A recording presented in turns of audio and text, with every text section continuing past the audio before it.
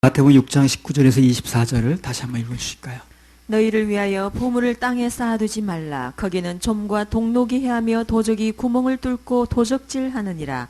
오직 너희를 위하여 보물을 하늘에 쌓아두라. 거기는 좀이나 동록이 해하지 못하며 도적이 구멍을 뚫지도 못하고 도적질도 못하느니라. 내 보물 있는 그곳에는 내 마음도 있느니라. 눈은 몸의 등불이니 그러므로 내 눈이 성하면 온 몸이 밝을 것이요 눈이 나쁘면 온 몸이 어두울 것이니 그러므로 내게 있는 빛이 어두우면 그 어두움이 얼마나 하겠느냐. 한 사람이 두 주인을 섬기지 못할 것이니 혹 이를 미워하며 저를 사랑하거나 혹 이를 중히 여기며 저를 경히 여김이라. 너희가 하나님과 재물을 겸하여 섬기지 못하느니라. 자, 이 말씀드린 대로 예수님께서 마태복음 6장에서 우리 하나님의 자녀들의 신앙생활 중에서 중요한 세 가지를 말씀을 하셨습니다. 구제 말씀하셨죠. 나눔, 그리고 기도 말씀하셨고 금식에 대해서 말씀하셨습니다. 지난주까지 다 말씀을 드렸습니다. 그리고 오늘부터는 뭘 말씀하시냐면 우리 하나님의 자녀들이 믿음 생활을 하는데 방해하는 것, 결정적인 방해 요소가 무엇인가 하는 것에 대해서 또 세 가지를 말씀을 하시는 거예요. 그래서 결론부터 말씀을 드리면 우리 신앙생활을 방해하는 게 뭐냐면 첫째, 땅에 심어놓은 재물, 땅에 쌓아둔 보물, 이게 우리 신앙생활을 방해하는 거예요. 땅에 쌓아둔 보물. 그럼 신앙생활을 돕는 건 뭘까요? 반대니까 하늘에 쌓아둔 보물이죠. 이 땅에 쌓아둔 보물이 우리 신앙생활을 방해해요. 또 하나는 요 다음 주에 나옵니다. 요 다음 주에 이제 염려 문제가 또 우리 신앙생활을 얼마나 방해하는가. 다음 주에는 마음 편하게 들으시면 됩니다. 여러분 염려가 다 걱정이 없어질 겁니다. 염려, 걱정, 근심이 다음 주에 다 없어질 거예요. 그리고 그 다음 주에 다다음 주에는 마태복음 7장으로 넘어가는데 7장 전반부에 그 타인에 대해서 비판하는 거, 이게 신앙생활에 결정적으로 또 문제를 일으켜요. 이 세 가지를 얘기를 하셨습니다. 말씀하셨어요. 그래서 두 가지는 다음 주와 다다음 주에 얘기를 할 것이고 오늘은 항에 쌓아둔 보물 얘기, 이걸 오늘 얘기를 할 겁니다. 그래서 믿음 생활을 방해하는 것 세 가지 중에서 첫 번째로 땅에 쌓아둔 보물, 이게 이제 방해를 한다는 거예요. 오늘 집중적으로 그 말씀을 드리고 다음 주에는 뭐예요? 염려. 그 다음 주에는 타인에 대한 비판. 그게 이제 우리 믿음 생활을 방해하는 가장 큰 3대 요소입니다. 그게. 하늘이 아닌 땅에 쌓아둔 재물, 그리고 세상에 대한 염려, 타인에 대한 비판.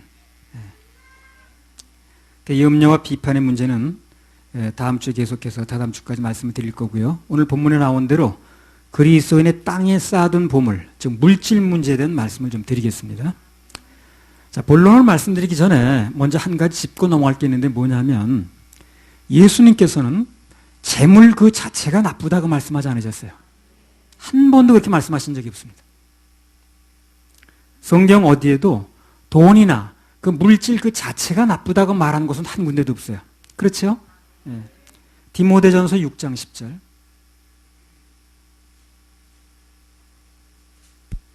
돈을 사랑함이 일만하게 뿌리가 되나니 이것을 사모하는 자들이 미혹을 받아 믿음에서 떠나 많은 근심으로 자기를 찔렀도다. 자, 여기 보면 돈을 사랑하고 그래서 거기에 마음을 뺏기는 것이 나쁜 거지 돈 자체가 나쁘다고 그러지 않았어요. 그렇죠? 돈은 너무 좋은 것인데 거기에 마음을 뺏기는 게 문제가 되는 거지 돈 자체가 나쁘지 않다는 겁니다. 돈은 좋은 것입니다. 아멘 하세요. 돈은 좋은 것입니다. 그래서 사람들이 그러잖아요. 돈과 하나님을 두 손에 놓고 저울로 단다고 그러잖아요. 그만큼 돈이 좋은 거예요. 돈 없으면 예배당 건물 유지도 못합니다. 이거. 그렇죠? 집회도 할 수 없어요. 돈 없으면. 선교? 나눔? 안 되죠. 뭘 가지고 선교를 합니까? 뭘 가지고 나누는 거예요? 손바닥 가지고 빈손 가지고 나눕니까? 다 돈이 들어가야 되는 거 아니겠어요? 사람들이 그러거든. 아이, 교회가 뭘 재산이 많어, 그거. 아주 건물이 너무 호화로워. 그런 얘기를 비판하죠. 교회나 교인들이 돈을 많이 가지고 있는 거, 재산이 많은 게 잘못된 게 아니에요.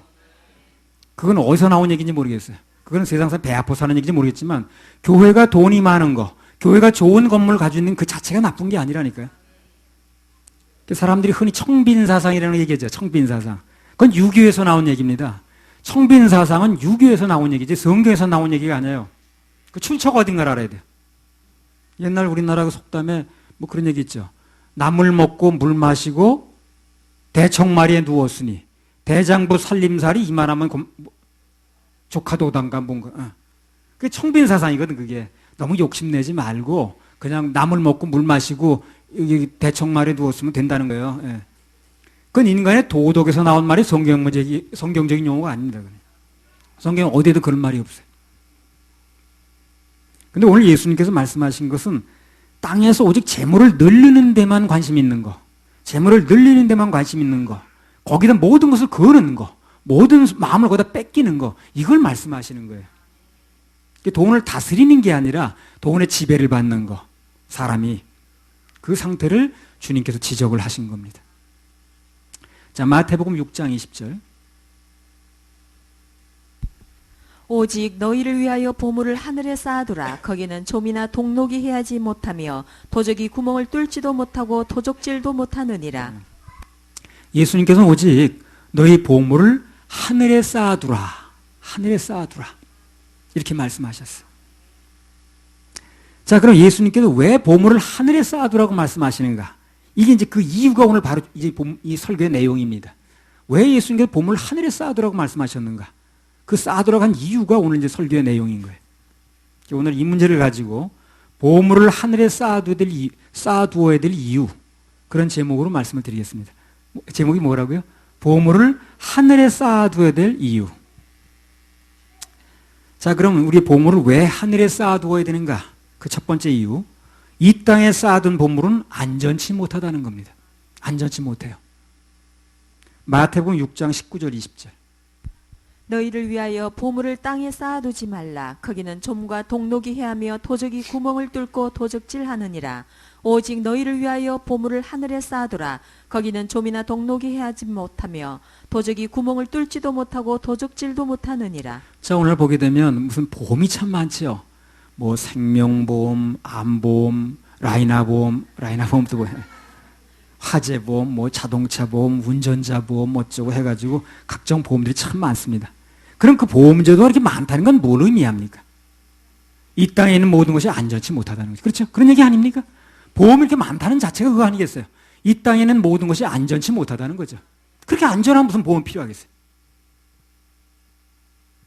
재물을 비롯한 이 땅에 있는 모든 것들이 절대적으로 이렇게 안전하다면 그럼 굳이 보험이 뭐 필요하겠냐고 말이에요. 안전치 않다는 것입니다.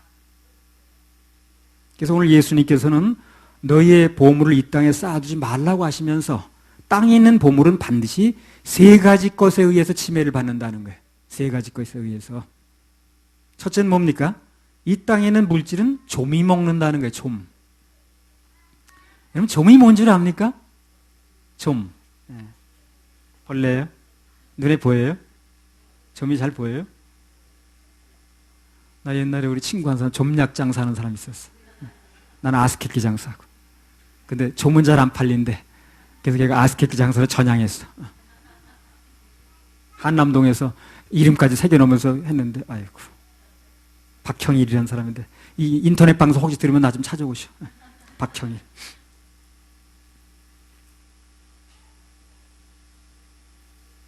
이 좀이라는 게 원래 그래요. 물건 형태는 그대로 있어요. 그런데 서서히 먹어 들어가서 어느 날 보면 쓸 수 없게 된 게 좀이에요. 옷 보세요, 여러분이요. 옷 형태가 그냥 남아있죠? 근데 좀이 먹어도 옷 형태는 남아있어. 근데 막상 입으려고 그러면 나달나달해야지 못 쓰게 됐죠. 그러니까 형태는 남아있는데 못 쓰게 되는 게 좀이라, 이게.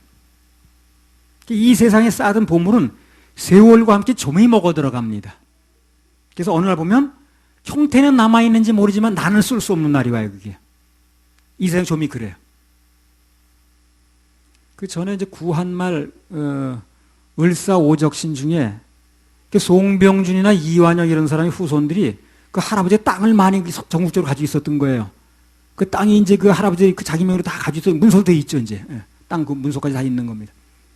그걸 찾겠다는 거예요. 문서까지 우리 그 명의 개인 명의로 돼 있는데 왜 안 주냐? 소송을 냈다는 이제 기사가 나왔거든요. 결론부터 말씀드리면 그 땅을 찾지 못했습니다. 왜 못 찾았을까요? 세월이 바뀐 거야, 이제. 시대가 바뀐 거야. 세월이 점을 먹었다, 그 말이에요.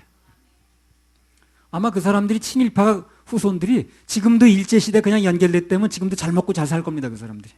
현재도 그 재산 가지고 호의호식하면서 잘 살 거예요. 그런데 세월이 점을 먹으니까 땅은 그대로 남았는데 쓸 수 없는 땅이 돼버린 거예요. 그 땅에 있는 것은 세월이 가게 되면 점이 먹어요. 그래서 땅이 없어지는 건 아닌데 있는데 내가 쓸 수 없는 날이 오는 거예요, 그게. 이 세상에는 모든 것은 세월과 함께 여러 가지 이유가 생겨가지고 점이 먹기 때문에 완전하지가 않다는 것입니다. 그 고종 황제도 돈을 많이 뭐 어디 독일계 은행에다 맡겼더라고, 당시에. 황금 덩어리로 해가지고. 엄청난 돈이죠. 지금 그거 뭐 따지면 정말 우리나라 전부 다 살 만큼 큰 돈이에요. 근데 찾지 못해요, 지금요. 왜 못 찾냐면 그 당시에 독일 은행에서 돈을 홍콩 지점인가 어디서 그 중국 어디서 맡았는데 그대로 그 은행이 우리나라 무슨 예를 들면 뭐 상업은행이 우리 은행으로 바꾸듯이 이렇게 했더니 바뀐 거예요. 근데 바뀐 사람이 그런 거 인계받지 못했다고 나오는 거예요. 그러니까 세월이 그만큼 간담해 보니까 세월이 점을 먹어서 그 금덩어리가 없어지는 건 아닐 거예요, 어딘가. 금을 씹어 먹은 건 아니니까. 근데 쓸 수 없는 거예요. 그걸 점 먹었다고 그래요. 그리고 참 많습니다. 살다 보면. 그 돈이 없어진 것도 아니고 땅이 없어진 것도 아니고 그게 없어진 건 아닌데 내가 쓸 수 없는 거. 이런 게 많은 거예요. 그게 세월이 점을 먹은 거예요, 말이에요. 그 은행 소유주가 그동안 그 뒤로 바뀌었는데 전혀 자기는 그런 거 인계받은 적이 없다는 거예요. 그걸 어떻게 하겠어요, 그래. 돈을 엄청나게 맡겼는데. 땅의 보물이라는 게 비록 그것이 그냥 있다고 할지라도 내 인생이라는 것이 하루하루 점이 먹어가기 때문에 결국 내 것이 안 되는 겁니다. 내가 등기 해놨다고 내 땅이 아닌 거예요, 그게요. 어느 세월이 점 먹게 되면 나는 이 땅을 뜨게 되면 그게 내가 손에 쥐고 있는 게 아니기 때문에 내게 되지 않는 거예요. 그래서 일평생 동안 땅의 모든 것에 그것을 걸었던 그런 사람들 보게 되면 결국 그것에 세월이라는 점, 환경이라는 점, 정치체제라는 점, 기타 등등의 점이 쓸어서 결국 못 쓰게 되는 날이 이제 오게 되는 겁니다, 그게. 우리 이제 흔히 하는 말로 그러죠. 야, 세월이 점 먹냐? 세월은 점을 먹습니다. 실제로 점을 먹어요. 내 육체도 점 먹어가더라고요. 작년에 내가 아닌 거예요, 그래서. 형체는 그대로 있는데 쓸 수가 없는 거예요, 어느 부분을. 그래서 내일 하다 보면 어느 날 나에게 내일이 없는 날이 오는 것입니다. 그럼 우리는 언제 일해야 돼요? 오늘. 언제 충성해야 됩니까? 오늘. 언제 심어야 됩니까? 오늘. 지금입니다. 그 날이 오게 되면 그때는 이 땅에 쌓아놨던 모든 것들을 쓸 수 없는 날이 와요. 전혀 쓸모가 없는 겁니다, 그게. 우리나라 전에 뭐 이해아무개 재벌이 있었죠. 죽고 나니까 그 수많은 재산 자기 전혀 쓰지 못하더라고요. 그 재산이 남아있다 할지라도 세월이 점을 먹는 겁니다. 등기만 내 이름으로 해놨다고 내 것 되는 게 아니고 죽으면 그 등기의 효력도 자동적으로 소멸됩니다. 그래서 롯데인가라고 그러는가? 그 신화무게. 나이라는 세월의 점이 먹으니까 어떻게 됩니까? 그 다 물러나가잖아요. 예. 그래서 지금 이 시간에도 내가 땅에 쌓아둔 뭔가 재물이 있다고 그런다면 그런 보물은 내 생명까지도 전부 점이 먹어간다는 걸 알아야 돼요. 그냥 있는 게 아닙니다. 겉에 형체만 유지하고 있을 뿐이지 막상 쓰려고 그러면 쓸 수 없는 점이 먹는 거예요. 그걸 알고 살 필요가 있다는 겁니다. 전에 내가 어떤 책을 한번 어느 책인지도 기억이 안 나네 보니까 그 인생을 이렇게 예화로다 표현한 책이 있었어요. 그래서 내가 교훈적인 내용이 있어서 한번 적용을 해보겠습니다. 인용을 해보겠습니다. 어떤 사람이 호랑이한테 막 쫓겨서 도망을 가는 거예요, 이제. 호랑이가 잡아먹으려고 막 그냥 뒤에서 쫓아오는 거예요. 그 호랑이를 뭐 도망가서 될 일이 아니잖아요. 호랑이가 더 빠르겠죠. 어떻게 좀 피할까 하는 거 보니까 앞에 큰 구덩이가 하나 파여 있는 거야. 그건 내려가면 될 것 같아. 호랑이 구덩이까지 내려올 것 같지는 않으니까.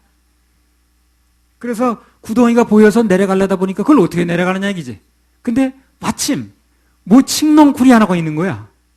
그래서 칡넝쿨을 타고 내려가서 중간쯤 내려갔어. 구덩이에. 밑에 보니까 큰 구렁이가 한 마리 앉았는 거예요, 거기. 그래서 그냥 내려만 오면 집어삼키려고 그냥 막 혀를 날람날려고 있는 거예요.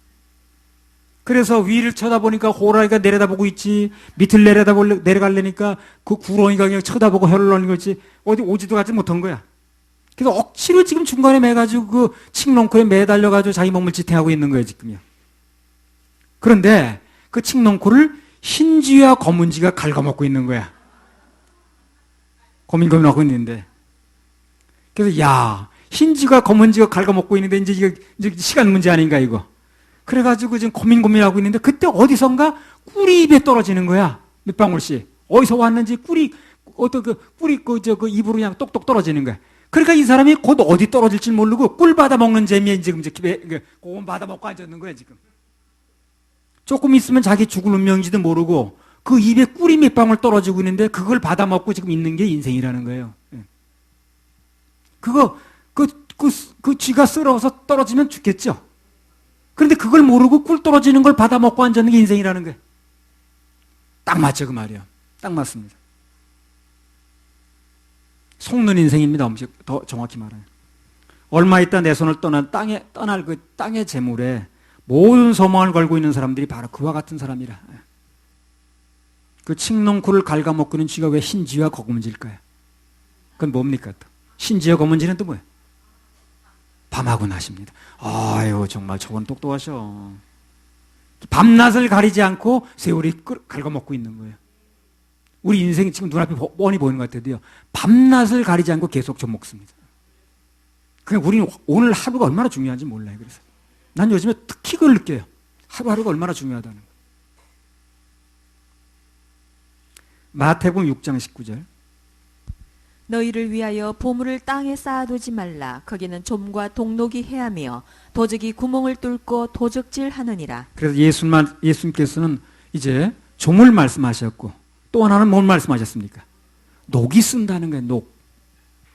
물론 집이라든가 기계라든가 뭐 자동차 그밖에 쇠붙이가 녹이 쓰는 건 물론이겠습니다만 녹은 꼭 쇠붙이에만 쓰는 게 아니에요. 이 세상의 모든 것에는 갖가지 녹이 있습니다. 자, 물가가 오르면 어떻게 됩니까? 인플레라는 녹이 쓴 거예요, 그게요. 여러분 생각 안 해보셨죠, 그게? 그게 녹이라고 생각 안 해보셨죠? 눈에 보이는 녹만 녹이지 그런 건 녹이라고 생각 안 해보셨죠? 인플레가 되면 녹이 쓴 거예요, 그게요. 그래서 물건값이 오르게 되니까 전에 돈 가져가면 못 사요, 못 사요? 못 삽니다. 그러니까 녹이 쓴 거예요, 벌써 그게. 못 쓰게 됐다, 그 말이에요.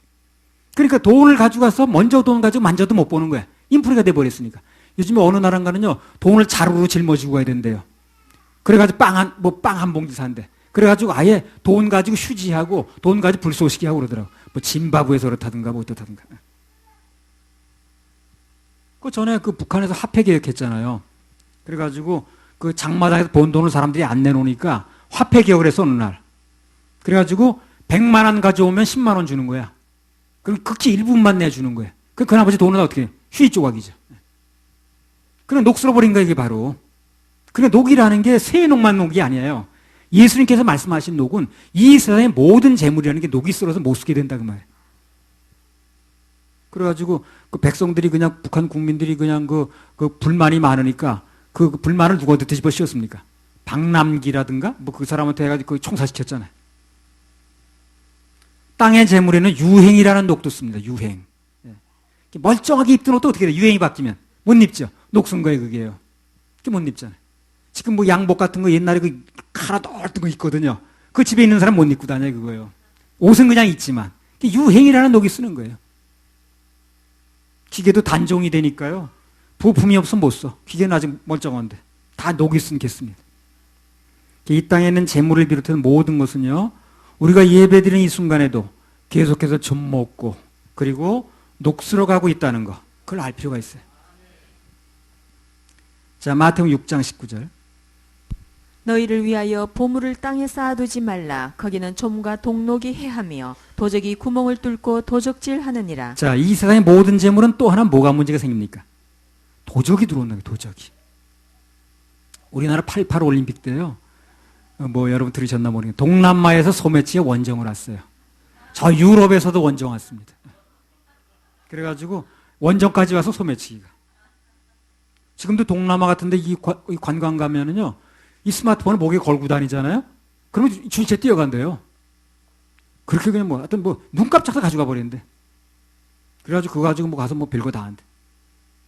재물이 있는 곳에는 반드시 도적이 있습니다. 소매치기도 있어요. 재물이 많은 집에는 아무리 보안장치를 잘 해놓고 경비원이 잘 지켜도 누군가 한번 노리게 되면 뚫리게 돼 있어요. 우리나라 대표적 미제 사건 중에 장충동 조순금 씨 살인 사건이 있어요. 아십니까?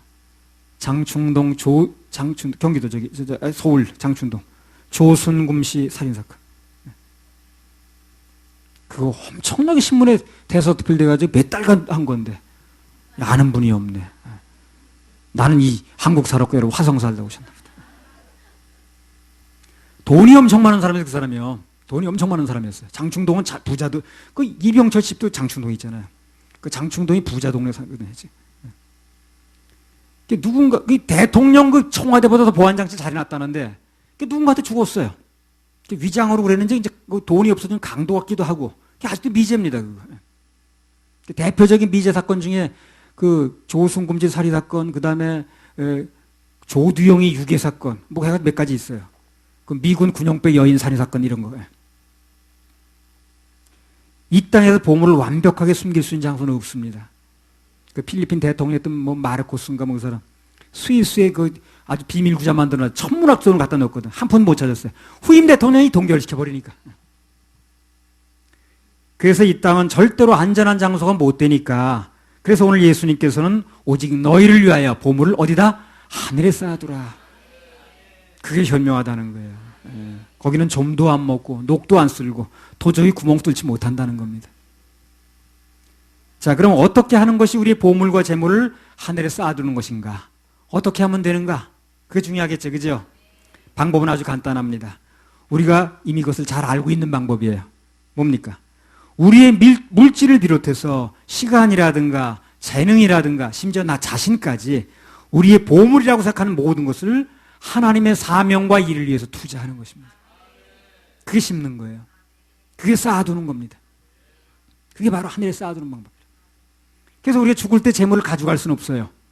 미리 보내둘 수 있습니다. 미리 보내놓을 수 있어요. 죽을 때 가져갈 수 없지만 한 푼도 못 가져가지만 미리 내가 살아있을 때 보내놓을 수 있어요. 놓을 수 있어요. 내가 한 푼도 가져가지 못합니다. 미리 보내놓을 수 있어요. 그래서 모든 것은 때와 시기가 중요한 거예요. 그래서 때와 시기가 중요한 거예요. 나중에 내가 아무리 가져가려도 못 가져가는 날 와요. 미리 보내놓을 수 있어요. 그게 때가 시기가 중요한 거예요. 그래서 우리 보물과 재물이 하나님의 영광과 또 그분께서 주신 사명, 그것을 위해서 쓰여진다면 그것은 정확하게 하늘나라에 차곡차곡 쌓여집니다. 누르고 흔들어 넘치도록 쌓여집니다. 계속 불어납니다, 천국은.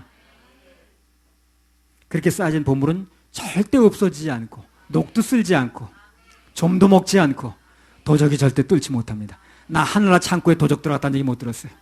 좀이 쓸었다는 얘기 못 들었습니다. 녹 쓸었다는 얘기 못 들었습니다. 그대로 다 있습니다.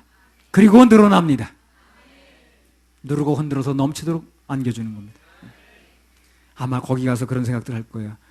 그럴 줄 알았으면 그때 조금 더 심을걸.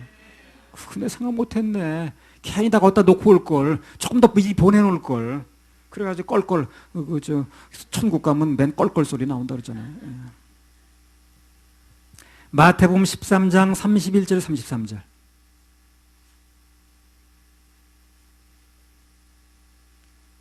그래서 지금요, 미리 보내놓을 수 있도록 이렇게 인도하는 목사를 만났다면 참 잘 만난 겁니다.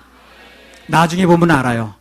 그 목사님이 그렇게 해가지고 나를 이렇게 더 보낼 수 있도록 만들어 놓은 게 너무 감사했다. 그때는 좀 찌부듯했는데 지금은 너무 좋다 하는 말이 나중에 나오죠. 그때 가서 진짜 어떤 것이 좋은 판단이 나오게 되는 거예요. 근데 나는 그게 여러분 막 보내놓는데 강력하게 못해서 미안합니다. 알아서들 보내세요. 나를 강력하게 못하는 사람이니까. 마태복음 13장 31절 33절. 우리 교인들은 알아서도 잘 보내더라고요. 또 비유를 베풀어 가라사대 천국은 마치 사람이 자기 밭에 갖다 심은 겨자씨 한 알 같으니 이는 모든 씨보다 작은 것이로되 자란 후에는 나물보다 커서 나무가 되매 공중의 새들이 와서 그 가지에 깃들 이느니라. 또 비유로 말씀하시되 천국은 마치 여자가 가루 서말 속에 갖다 넣어 전부 부풀게 한 누룩과 같으니라. 네. 자, 천국을 비유한 말씀들이 여기 나왔거든요. 천국은 중요한 공통점이 있습니다. 뭡니까? 일단 심어만 놓으면 줄어드는 게 아니라 계속 늘어납니다. 계속 늘어나요. 아마 깜짝 놀랄 겁니다, 여러분. 내가 심은 거 대강 내가 이 정도 계산하고 있는데 짝짝이 쌓이는 거예요, 이게. 아니, 나도 우리 어머니 묘소에서 조금 묘목 하나 심었거든요. 그럼 몇 년 후에 가보니까 난 그게 그 나무가 그렇게 자라는지 몰랐어요. 엄청난 거목이 돼 있더라고, 거기. 여기서 난 묘를 잘못 찾은 줄 알았어. 맨날 묘목만 보니까. 그 나무가 그렇게 자라 있더라니까. 천국 가면 깜짝 놀랄 겁니다. 아니, 그거 그때 그렇게 내가 그냥 그 11조 그냥 다달이 얼마 심은 게 이렇게 커 있단 말이야. 계속 자라요. 천국의 그 특징은 그겁니다. 그런 맥락에서 재물도 하늘에 쌓아놓으면 나도 모르는 사이에 늘어나고 부풀어 납니다. 빵이 부풀듯이, 누룩이 부풀듯이, 조그만 겨자씨 나무가 크게 되듯이 계속 불어난다 이 말이에요, 천국이. 조그만 씨를 하나 심어놨는데 나중에 보니까 그것이 엄청나게 커서 새들이 깃들 정도의 그런 큰 나무가 됐다는 거예요. 그리고 내가 심어놓은 보물은 하늘나라에서 마치 누룩처럼 이렇게 불어나는 것입니다. 한번 해보세요. 100배로, 1000배로, 만배로, 무한대로. 예. 그러니까 여기 젊은 청소년들, 여러분들은요 무조건 심으셔야 돼요. 여러분 당대에서 이 세상 삶 동안에도 받고 또 하늘나라에도 받고 그러니까요. 그래서 예를 들어서 누군가 하나님의 교회와 또 영혼 구령을 위해서 물질을 심으면 그 배당은 나도 모르는 사이에 계속해서 늘어납니다. 은행에 돈 넣어놓으면 여러분 잠잘 때도 늘어나죠, 이자요. 그래서 이자가 별거 아니라고 그러는데 하여튼 이자라는 게 그렇잖아요. 내가 잠잘 때도 늘어나고 그리고 밥 먹을 때도 늘어나고 이렇게 예배 드릴 때도 늘어나고 어디 일할 때도 늘어나고 영화 볼 때도 늘어나고 텔레비 볼 때도 늘어나고 계속 늘어나죠. 중단되지 않잖아요. 똑같습니다. 여러분 그 어디 돈 같은 거 비싼 고리 대금 한번 쓰면 그죠? 밥 먹을 때도 늘어나죠. 예, 잠잘 때도 늘어나죠. 잠잘 때 빼주게 그러지 않잖아요. 이자 계속 늘어나는 거예요.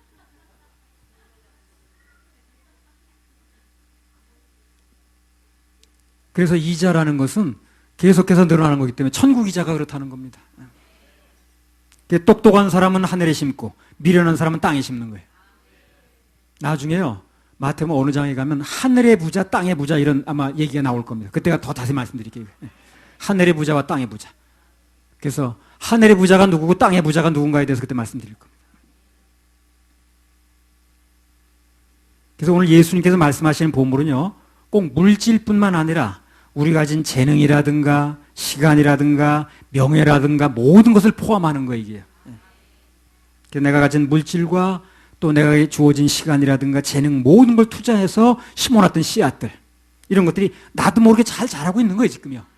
그거 어디 없어지지도 않고 녹도 안 쓸고 점도 안 먹고 계속 지금 늘어나고 있습니다. 걱정하지 마세요. 전혀 없어질 염려 없습니다. 근데 천국은요 일종의 다단계 원리와 같아요. 다단계 원리. 갑자기 웬 다단계냐?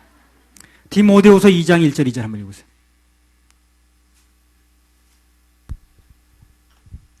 내 아들아, 그러므로 내가 그리스도 예수 안에 있는 은혜 속에서 강하고 또 내가 많은 증인 앞에서 내게 들은 바를 충성된 증인 사람들에게 부탁하라. 저희가 또 다른 사람들을 가르칠 수 있으리라.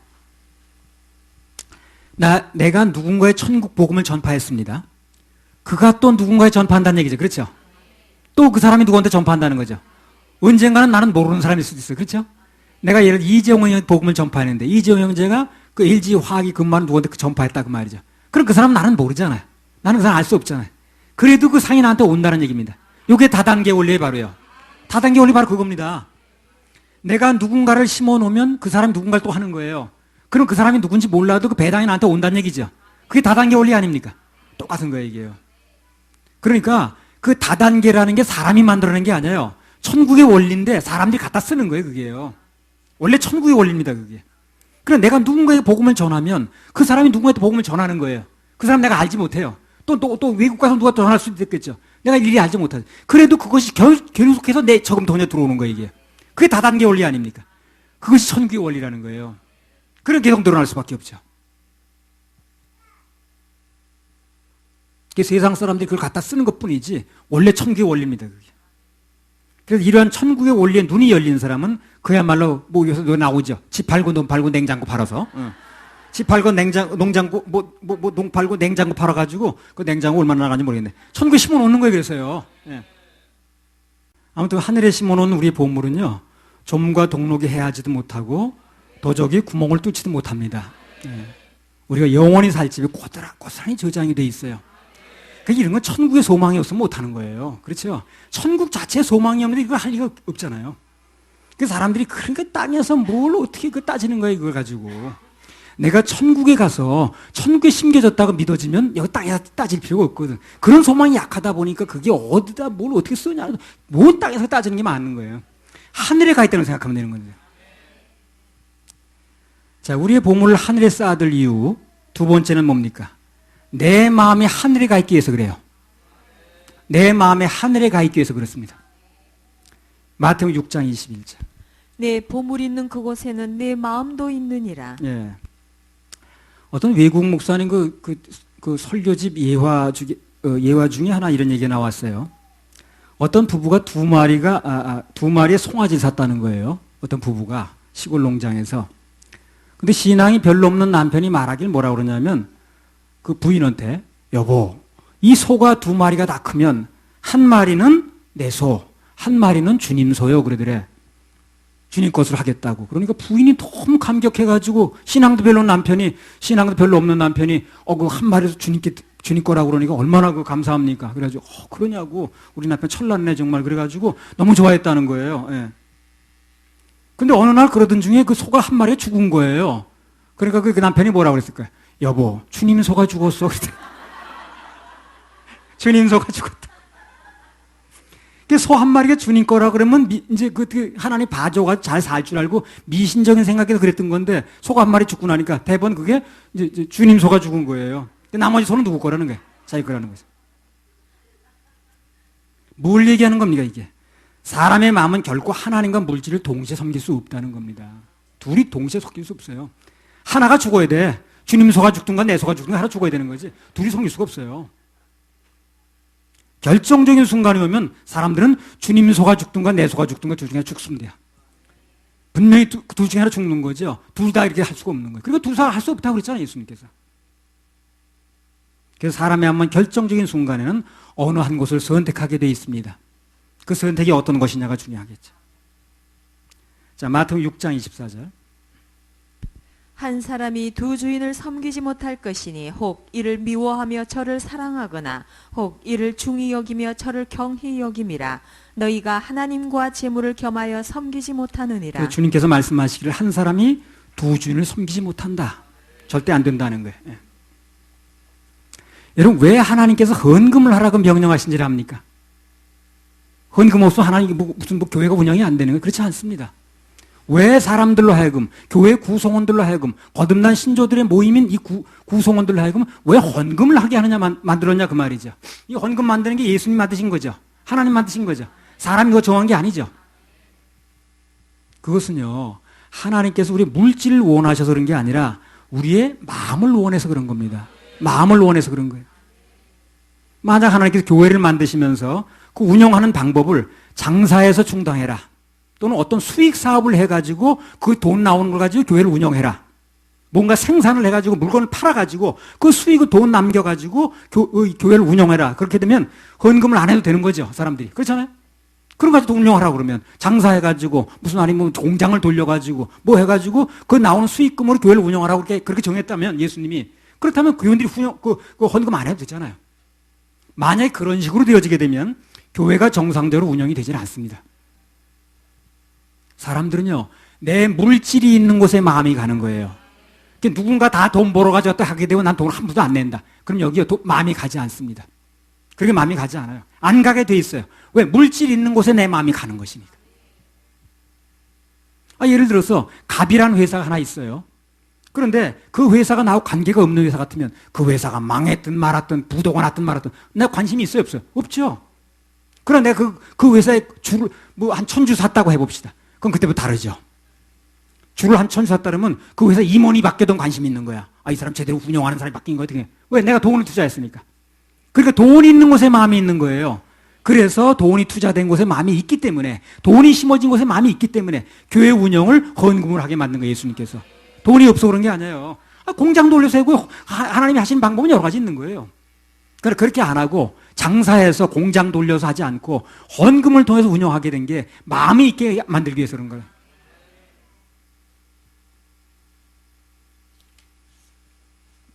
내가 돈이 투자됐을 때 거기에 마음이 있는 거거든. 그 모든 것이 내 배당하고 관련이 있는 거거든. 그래서 아무리 좋은 구경도요, 돈 안 내고 그냥 들어가면 재미가 없어요. 정말 그렇습니다. 물질이 투자되고 돈을 많이 내고 들어가면 졸지 않아요. 보물이 투자되지 않으면 별로 관심도 없고 마음이 열리질 않습니다. 주님께서 성도들의 헌금으로 운영할 수 있도록 교회를 이렇게 만든 겁니다. 그게. 교회 마음이 있으라고. 사무엘상 그러니까 그 헌금이 드려진 사람은요 항상 교회 마음이 있습니다. 전혀 드리지 않은 사람 마음이 없어요. 잘 빠져. 별 관심이 없는 거예요. 그 교회가 문 닫았다고 관심도 없어. 뭐 관심할 게 있을 게 뭐 있나? 딴 데로 가면 그만인데. 그래 내가 물질이 투자된 교회는 문 닫으면 안 되죠. 그렇죠? 내가 거기 모든 걸 걸었으니까. 사무엘상 1장 26절 28절. 한나가 가로되 나의 주여 당신의 사심으로 맹세하나이다. 나는 여기서 나의 주 당신 곁에 서서 여호와께 기도하던 여자라. 이 아이를 위하여 내가 기도하였더니 여호와께서 나의 구하여 기도한 바를 허락하신지라. 그러므로 나도 그를 여호와께 드리되 그의 평생을 여호와께 드리나이다 하고 그 아이는 거기서 여호와께 경배하니라. 자, 그럼 한나가 사무엘이라는 자기 보물을 바쳤습니다. 그렇죠? 그런 보물도 없어. 그 보물, 그 아이 없는 것 때문에 얼마나 구박을 받았는데. 그래서 그 보물을 바치고 나서 받은 축복이 있습니다. 가장 큰 게 뭘까요? 평생 그 마음이 성전에 가 있는 복을 받았어요. 아들이라는 보물을 드리고 평생 성전에, 하나님의 성전에 내 마음이 가 있는 복을 받았다니까요. 내 아들이 그 성전에 가 있는데 거기 관심이 없을 수가 없잖아요. 그렇죠? 그래서 그 후에요, 한나는 매년제는 물론이고 그 외에도 기회만 있으면 가봤을 겁니다. 아마 성전에. 다른 사람 바빠서 못 가도 나는 가요. 그렇죠?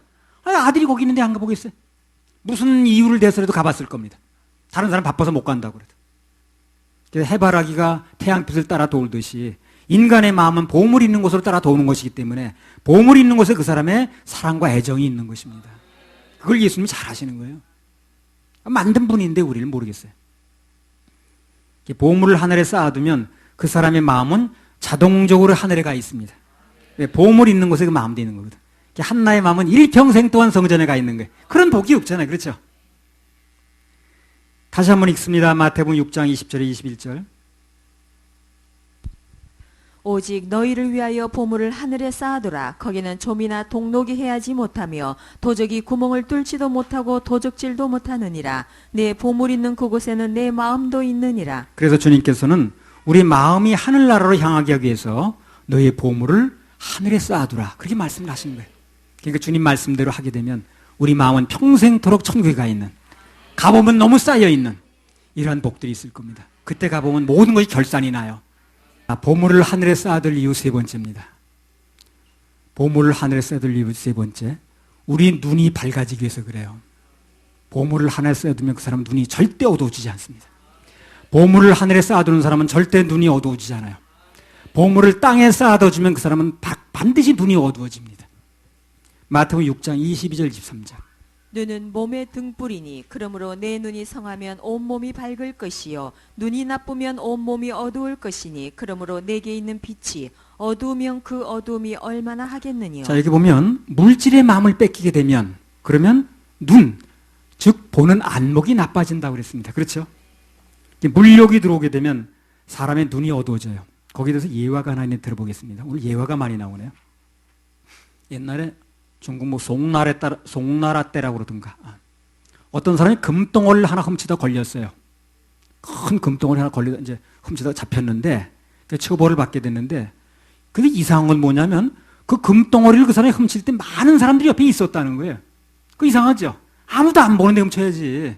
그래 안 걸리지. 사람들이 다 보고 있는 데서 그걸 훔친 거예요, 이 사람이. 그러니까 본 사람이 한두 사람이 아니잖아요. 그게 이상한 거예요. 그래서 그것을 범죄를 조사하는 관리가 물어본 거예요. 아니, 그걸 금덩어리를 훔치면은 아무도 안 보는 데서 훔쳐야 되는 거지. 그렇게 다 보는 데서 훔치면 어떻게 되냐, 그게. 또 바보 아니냐. 그 사람이 뭐라고 그랬는지 압니까? 자기가 금덩어리 훔칠 때는 아무도 옆에 사람이 보이지 않았다는 거예요. 아무도 사람이 보이지 않았다는 거예요. 그러니까 뭐만 보인 거예요, 이 사람은요? 금덩어리만 보인 거예요. 금덩어리에 눈이 어두우니까 이 사람은 어떻게 된 거예요? 눈이 어두워진 거예요. 그러니까 땅의 보물에 눈이 어두워지면 눈이 어두워진 게 맞는 거예요. 그러니까 자기가 그 금덩어리를 훔칠 때는 땅에 사람들이 많은 게 전혀 안 보였다는 거예요. 그렇게 많은 사람이 보고 있었어요? 난 전혀 못 봤는데. 눈에 금덩어리만 보였지 그 외에 아무것도 안 보였다 그 말이거든. 그게 눈이 먼 겁니다. 그게 돈 때문에 큰일 저지른 사람들이 뭐라고 그래요? 그 사람들이 돈에 눈이 멀었구만. 그 사람이 눈이 멀었다고 그러죠. 생각해보면 그렇게 할 일이 아닌데 그 사람이 눈이 멀어서 그것만 보이는 거예요. 그래서 정상적인 눈을 가지고 이렇게 할 수가 없는 건데 눈이 멀었으니까 그렇게 하는 거거든 지금. 그래서 사람들이 그러잖아요. 그 사람 돈에 눈이 멀었네 그 사람. 그 외에도 명예라든가 권력이라든가 이성 때문에 패가 망신한 사람들 보고 사람들은 다 그럽니다. 눈이 멀었다 그 사람. 뭐 이성의 눈이 멀었다라든가 명예의 눈이 멀었다든가 권력의 눈이 멀었다든가. 눈이 멀었다는 게 뭐냐면 그것만 보였다는 거예요. 옆에 사람들이 있고 생각해보면 알 수 있는 건데 그걸 못 본다는 거거든. 그래서 하늘이 아닌 이 세상 것으로 보물을 삼는 사람들은 반드시 그 보물 때문에 눈에 보이는 것 때문에 어떻게 됩니까? 눈이 어두워져요. 눈이 어두워집니다. 그래서 다른 사람들이 볼 땐 전혀 그렇게 해서 안 되는 일인데 그 사람이 하더라고. 사람 관계 때문에 눈 어두운 사람은 어떻게 합니까? 그 사람 만나러 입에 희생하고 가지요. 다른 사람 전혀 그렇게 할 수 없는 일을 하는 거예요. 일단 눈이 어두워지면 사람들은 전혀 상식밖에 행동을 합니다. 그밖에 안 보이니까. 다 보는 데 가서 그렇게 하겠어요, 그 사람이. 안 보이니까 그렇게 하는 거 아니야. 정상적인 눈으로 보면 전혀 해서는 안 될 일을 저지르더라고, 사람들이. 성경에도 보면 그 물질 때문에 눈이 어두워가지고 패간 사람 많죠. 그 아간 같은 사람들. 판 보이는 건 외투 한 벌로 금덩어리하고 그거 뭐예요 또 그다음에 금덩어리하고 돈 조금 그것만 보인 거예요. 예. 그것 때문에 어떤 일이 벌어져 전혀 보이지 않는 거예요. 그러니까 나중에 그거 자기 손에 넣지도 못하고 돌에 맞아 죽었죠. 자기만 죽었습니까? 가족까지 전부 죽었습니다.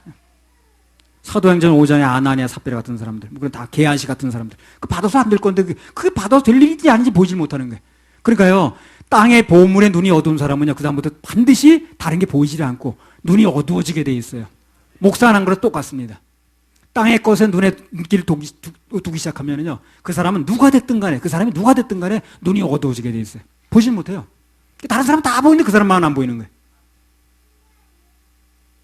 이 땅의 물질에 눈이 어두웠던 사람들은 전부 나중에 보면 천추의 한을 남겼습니다.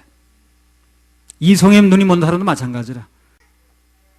그럼 뭐가 눈이 어두우면 진짜 그거 안 보이더라고, 다른 거. 그러니까 여러분 그걸 한번 생각해 보세요. 우리 그리스도인이, 하나님의 자녀가, 거듭난 그리스도인들이 땅의 것이 눈이 어두워서 아무것도 못 보는 상태 한번 생각해 보세요. 그게 얼마나 답답한 상태겠나. 남들은 다 보이는데. 내 눈이 초점이 하늘에 있으면, 그래서 하늘의 보물을 쌓아두면 절대로 땅에서 눈이 어두워지지 않습니다. 그러니까 심는 것은 내 눈을 밝게 하는 거예요.